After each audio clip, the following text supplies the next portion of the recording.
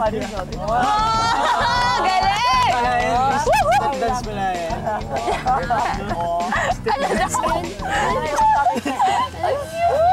Ate! Ate! Bakit, Bambi? Ano nangyari? Tabi! Ang sama mo! Ano?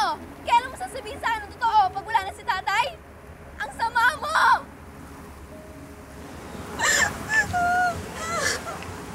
Bambi, ano ka ba? Bakit mo sinampal si Belinda?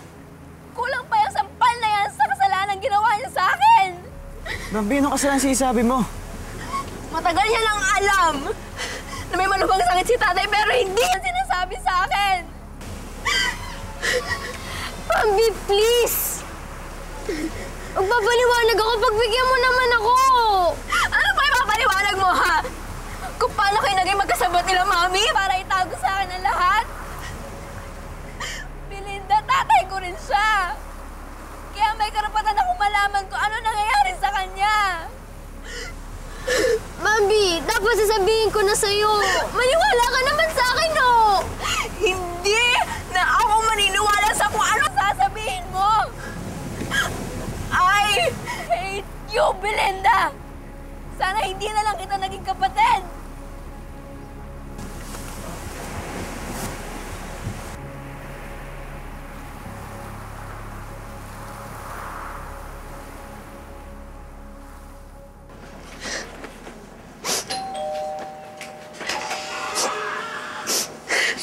Ano ginagawa mo? Babalik na ako sa Manila. Hindi ko kaya mag-enjoy dito kung mas malagay ng tatay ko eh. Uwi na rin ako. Kasama ako sa'yo. Hindi mo na kailangan gawin yun. Isa pa, problema ko to at ayoko madamay ka. Bambi, kaya nga sumama dito para sa'yo eh. Kung alis ka, alis din ako.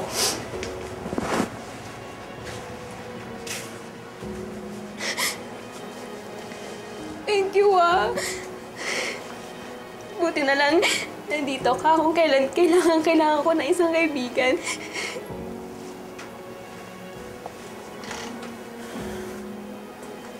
Asahan mo. Hindi ako makawalas tabi mo. Hanggang matapos yung pagsubok na to. At kahit ano pang pagsubok ang dumating sa atin. Thank you talaga. Tama na.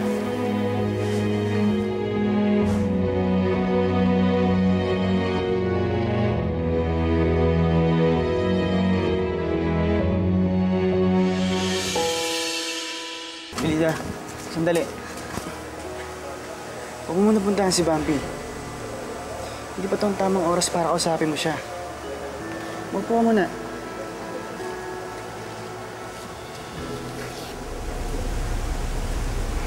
Maling-mali yung hindi ko sinabi sa kanya tungkol sa totoong sakit ni Tatay Jacob. Ayoko nang ganito. Belinda, masama pa ang loob ng kapatid mo dahil sa nangyari. Bigyan mo muna siya ng space. Tsaka mo na siya kausapin. Pag hindi na siya emotional, handa na siyang makinig sa'yo. Pag ngayon mo siya kinilapitan, baka mag-away na lang ulit kayo niyan. Hindi ko na alam ang gagawin ko. Imbis na kami ni Bambi yung magkakampi sa mga ganitong oras. Sa mga ganitong sitwasyon, kami pa ngayon yung nag-aaway. Nagsisisi na ako. Dapat pala, dati pa lang sinabi ko na sa kanya para hindi na ako nahihirapan ng ganito eh. Linda, magulo pa rin ang isipan ni Bambi. Pero kilala ko si Bambi. Kapag nahimasmasa na siya, sigurado akong makikinig sa paliwanag mo at mauunawaan ka niya kung bakit ka naglihim sa kanya. Sana nga, Jacob.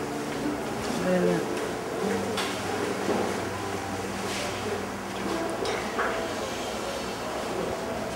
Bambi, sigurado ba sa gagawin mo? Oo, alis na ako bukas. First flight.